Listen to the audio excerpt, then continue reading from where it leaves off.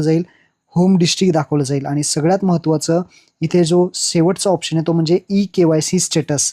त्यासमोर जर तुमचं वाय असेल तर म्हणजेच येस आहे, तुमची के-वाय-सी झालेली आहे. तुम्हाला काही टेन्शन घ्यायची गरज नाही.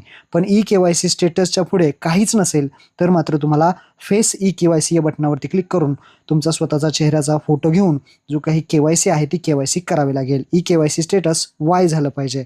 आता दुसरा ऑप्शन आहे के-वाय-सी झालेली आहे का नाही हे तुम्ही मेरा रेशन ॲप्लिकेशनमध्ये सुद्धा पाहू शकता. आधार के-वाय-सीच्या पुढे के-वाय-सी व्हेरिफाईड दाखवेल. काही जणांना लगेच दाखवणार नाही.